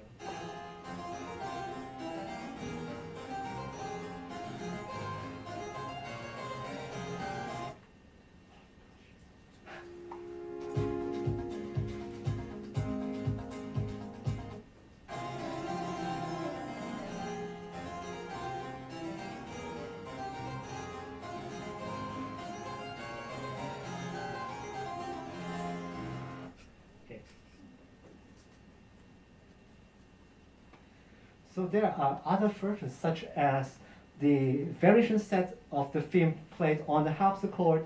There's a variation for 2 violins. There's also a version for an ensemble, etc., etc. If you're interested, you can search it for it on YouTube easily. But it is definitely one of the most famous pieces in the 18th century France. While your memory is fresh now, I believe you hear the performance is a bit different from what you see in this score, which is the harpsichord version of Les Sauvages. The equal 8th note here is played, however, unequally, and it sounds like a bit dot rhythm. I'm not sure you remember. So this practice is called note inégale in English, note inequality. I will discuss this very soon, but just keep in mind this practice first. And in the performance, you also can hear a lot of ornaments. Rameau himself has an ornaments table which he illustrates how you can play those ornaments according to those signs that he invented. When you think Rameau, Les Sauvages has a lot of ornaments. I'm sorry to tell you that there's a crazy 17th century French harpsichordist called Jean-Henri d'Anglebert, who transcribed another famous 17th century opera composer called Lully, who is an Italian, by the way. So here, d'Anglebert transcribed this particular Pascal from the opera Dame. And you can see from the score, it is packed and crowded with different signs on every single note, no matter if it's the top part or the lower part. And just in case you are reading, you are following the music, the first line is not a normal G clef. It is called French violin clef. If you look carefully, it is 1 column lower than what you're used to. So the first note is not G, but B flat. And the lower staff, you see a F clef, but again, it is 1 column lower than what you're used to, and this is called baritone clef. So that means the first note is G. So at that time, people read tons of clefs. Nowadays, we are so lucky that we only need to know about treble clef, bass clef, or for cellist, we know about tenor clef. For viola player, they read alto clef. But at that time, you have to be a master of clefs because you are going to read at least 5 different clefs or even 7 clefs in your life. And here, before that, I want to show you, this is the ornaments table by Jean-Henri d'Anglebert, 1689. So as you can see, he has a number of ornaments. And you just have to get used to all the signs and read carefully. If you are reading the manuscript, it is a mess. So, but this is how they were living in his time. Now, let's listen to the orchestra version. And this is Lully's himself, the orchestra version.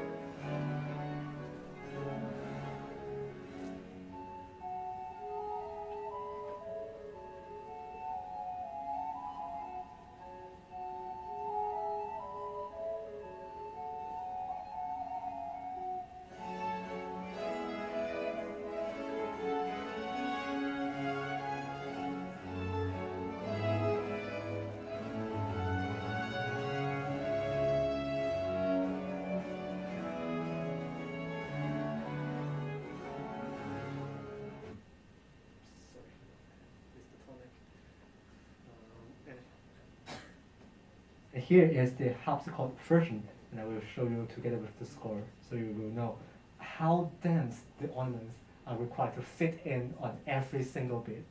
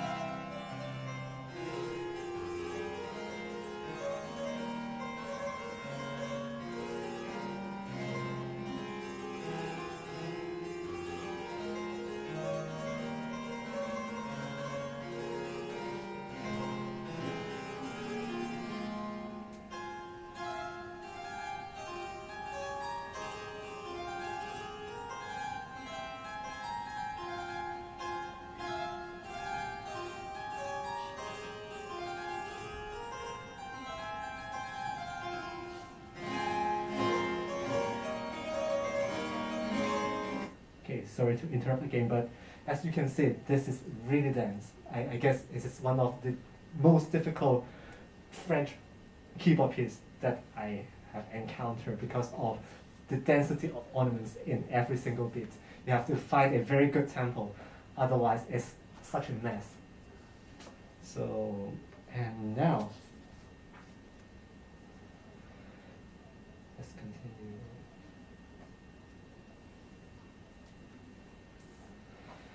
As I said, I will go back to the discussion of note inequality.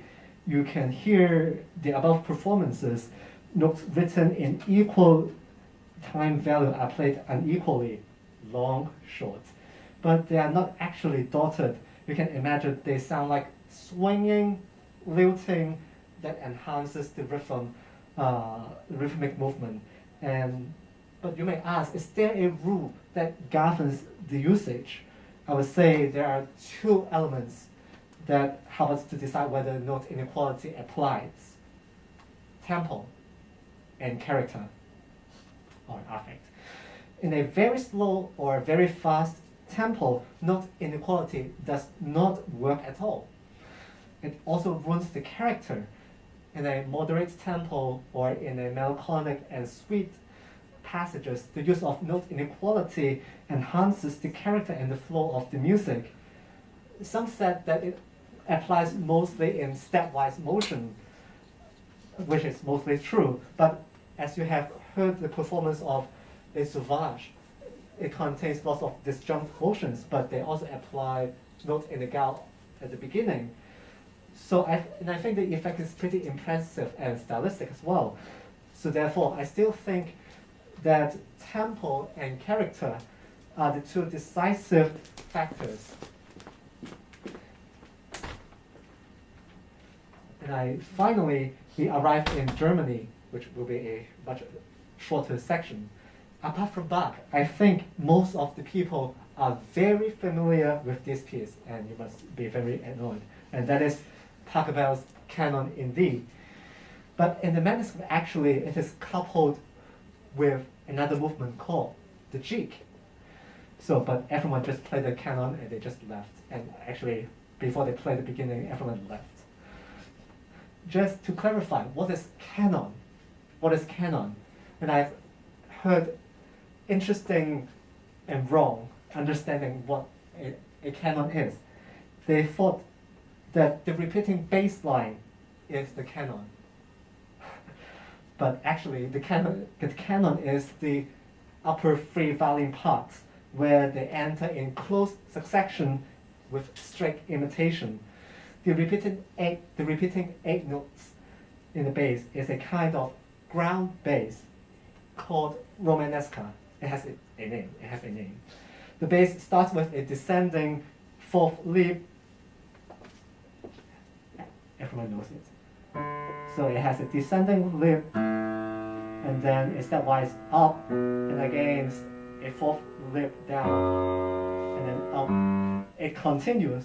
Of course, it wants to stop on the tonic, so that's why it stopped on the G, and then repeats again and again. And this is very popular. That in the Baroque period there are lots of ground basses.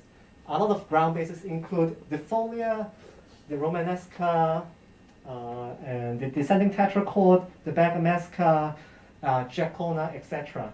But again, with the limit of time, I'm going to introduce just one ground bass to you, which is the bergamasca. And I want you to listen to a very exciting performance, although it's an Italian piece, but you will find it very familiar. I mean the tune.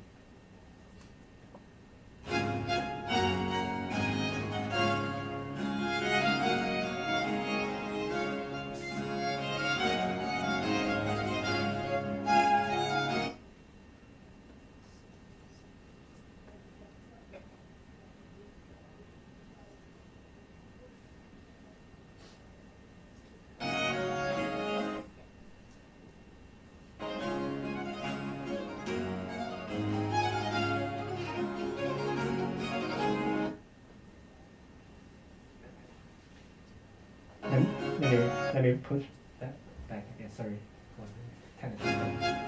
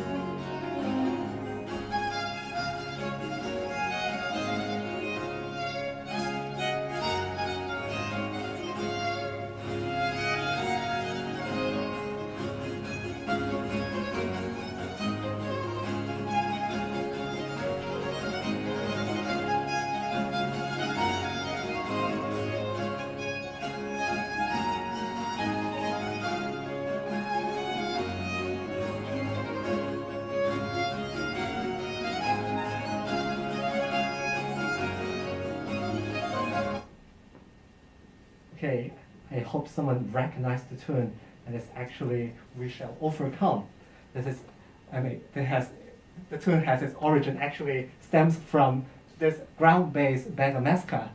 So, and the bass pattern, although I didn't show the score here, actually just has a repeating bass from the first degree, the fourth degree, fifth one. So 1, 4, 5, 1. It repeats throughout.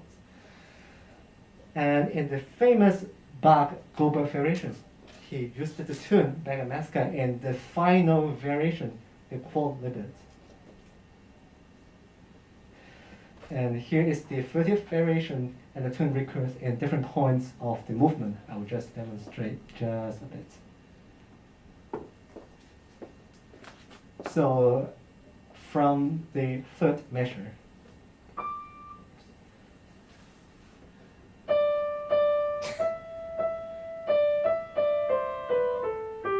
And then you can see in the tenor,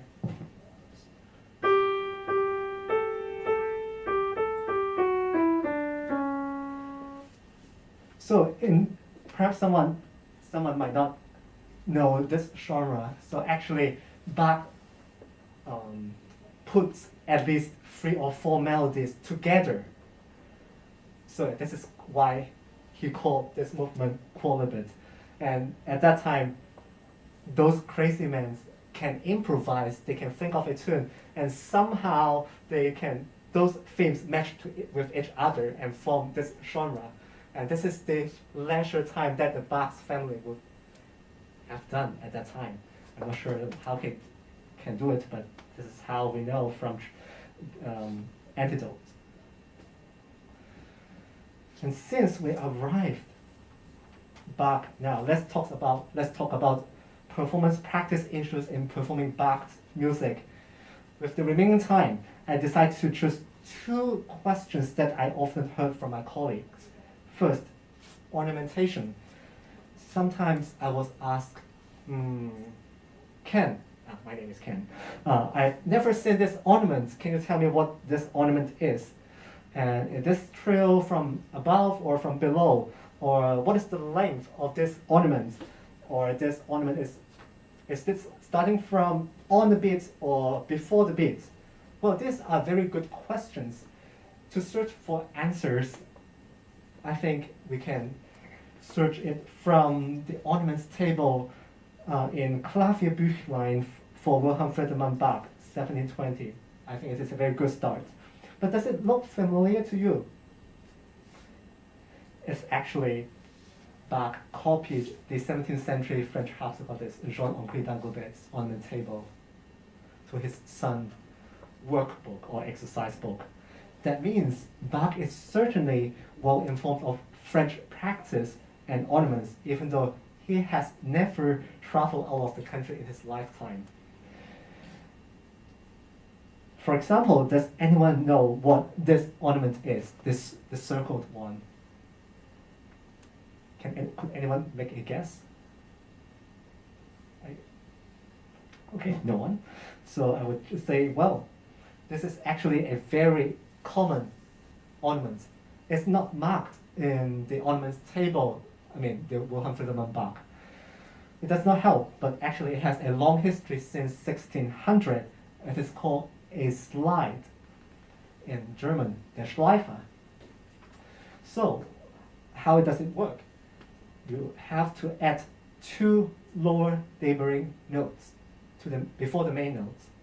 You have to play it fast, rapidly, and on the beat, and this is the effect. So you actually have to play. So with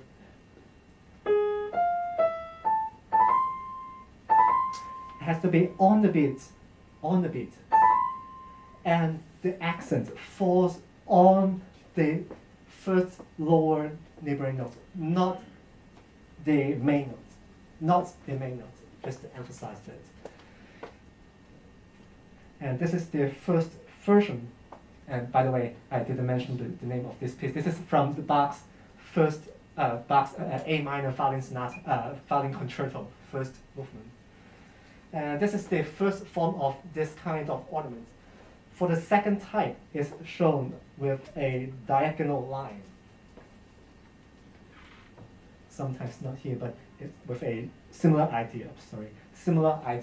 So when you come across a chord with there's two notes and there will be a diagonal line in between a third. So you have to play again similar. Ta-da-dum, ta-da-dum. So it's a kind of acciaccatura in Italian, but actually it's also a kind of slide in a different notation. So when you perform Bach's music, whenever you come across something strange, feel free to refer to the ornaments table. You can find it easily in the Klavierübung for Wilhelm Friedemann Bach. And the second last interesting issue of performing Bach's music relates to the dance, saraband. And you must have heard from someone that the main characteristic of a saraband is that there's an accent on the second beat in this triple meter dance. I personally think the word accent is a bit misleading. Since the word accent is problematic, it creates a false impression of the saraband style. Before I clarify more, let's watch a very, very short video of a dance performance of the saraband, and you will understand what I mean. And notice this is the rhythm that I want to emphasize. You will see it many times in different kind of music. Okay.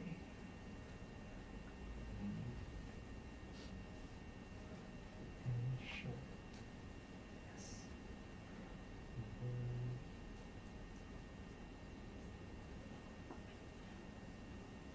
Ignore those French if you don't understand. It's fine. Just look at Ton de coulon the feet. or paragraph 3 times and a coupe forward.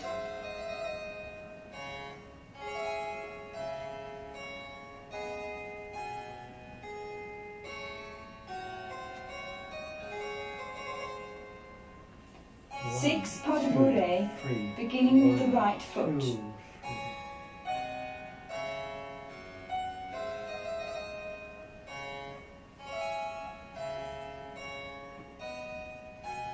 And ending with pas de sisson forwards.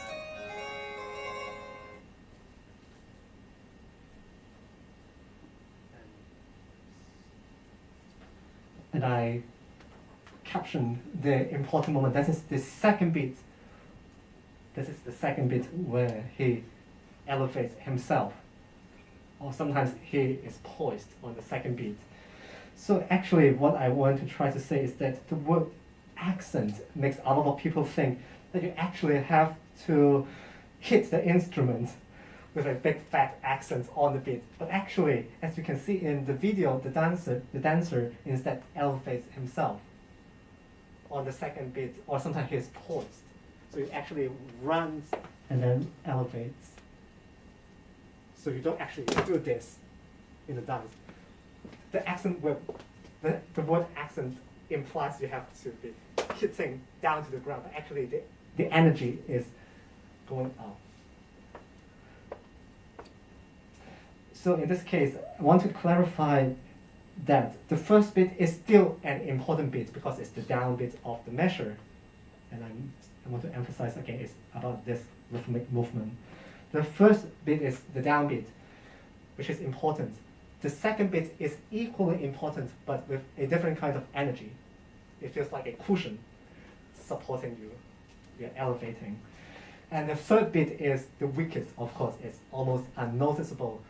My teacher often told me that you don't need to count the third beat. Just let the second beat feel the elevation as the energy dissipates. And you will get a very good saraband style, elegant. So, but however, don't take my word too literally, since you have to refer to the musical context, because there, sometimes in instrumental sarabands they have some changes. But whenever you come across this rhythmic pattern, I think this is a very good guide. You always have to think about you're not hitting, you're not accenting the second beat. You are lifting up yourself, so you feel tum tum tum tum tum. Your body movement tells you whenever you perform any saraband. And this table, the lower one, is a is a summary of all the typical saraband rhythmic movements and its divisions in the 18th century sarabands. I think it is true that Bach's sarabands and even 18th century sarabands are much more elaborate than the earlier ones. But however, their sarabands retain so much grace of the typical saraband. So it is my belief that even though the instrumental sarabands in the 18th century are not meant to be danced, but a stylistic, effective and poised saraband performance of this kind would not be successful without executing the right accent of the saraband. And now let's come to the conclusion. How can we play Baroque music in style? This is a very tough question that I put it here, but I think it is very crucial for everyone to ask this. Would the performance sound stylistic if we use historical or period instruments?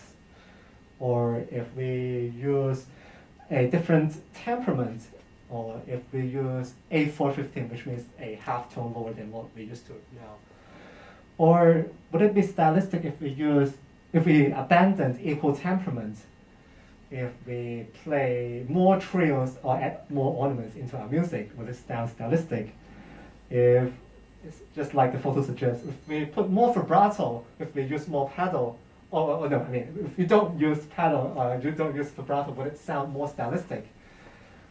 I don't have a definite answer for you, since it depends on a lot of factors and context. It's just like a foreign friend of yours who speaks fine Cantonese asks whether his or her Cantonese sounds native and local. You will have to consider a number of factors before answering him. So it's not like, yes, it sounds very local, but some of the words might catch you as a local. So it is definitely not a yes and no question, but these are the factors that you can keep in mind. But since most of us are playing on modern instruments, of course we cannot turn this piano into another temperament, because if you turn it in that way, you cannot play another piece, basically. So this is the last slide and the last question of the lecture. How do we develop our taste of an attitude towards performing Baroque music? Well, while different sources provide, possible answers to many possible questions about Baroque performance practices, there are still a number of issues unanswered. After all, as I said, theory is theory.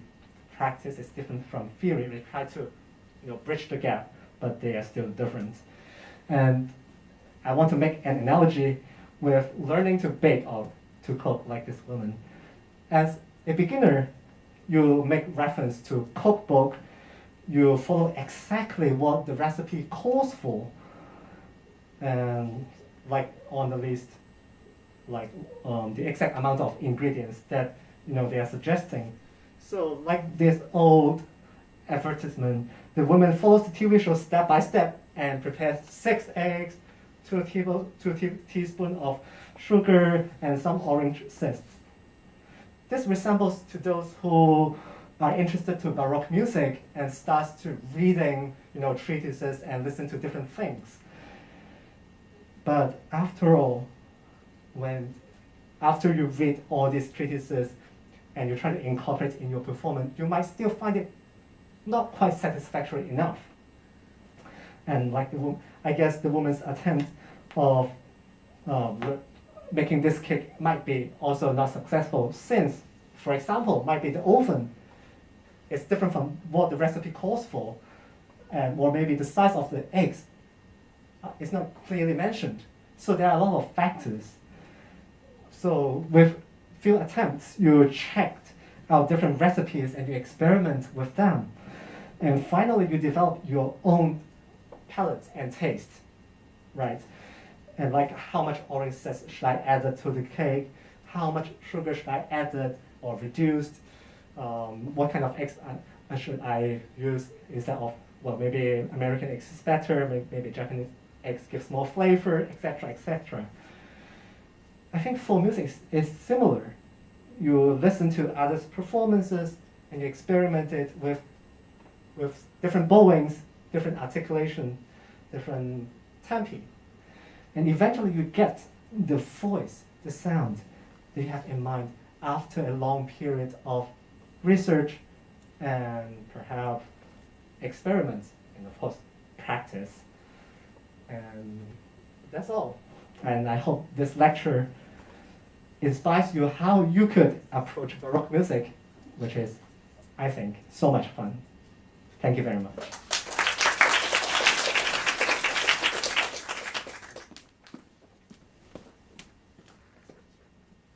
Right, so I'm sure you learned a lot from today's lecture.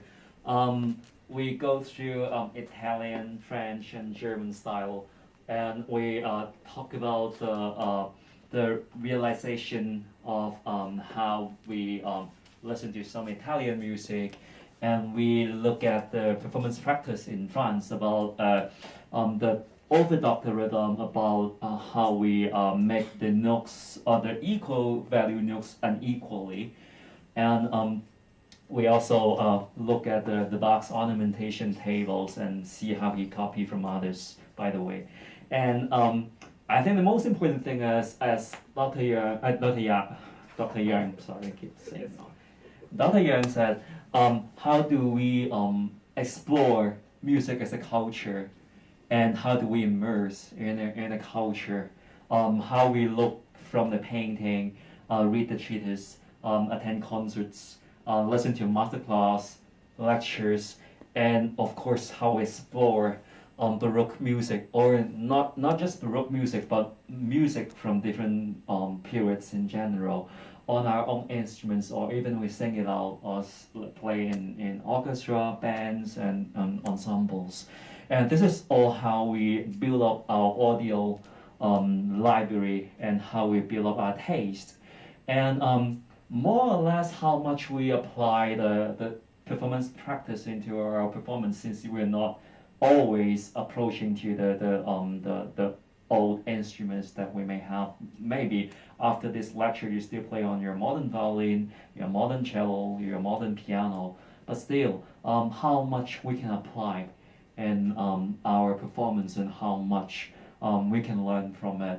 I think it's a really long journey, as we both still working very hard on it.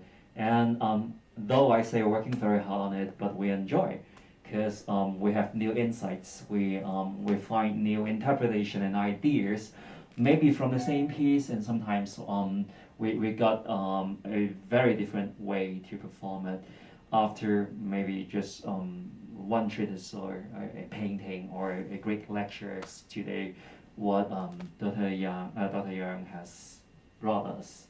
And thank you very much. And I hope you have a great time and enjoy the rest of your evening. And one more time. If you have any questions, feel free to let me know after or anytime via Dr. Lee. Yeah, and feel free to chat with us and discuss with us. And music is always like communication, and we share and we enjoy. Thank you. Thank you very much. 咁就係咁啦，大家。咁下個禮拜見啦，要交功課記得交功課，OK，跟住我哋話。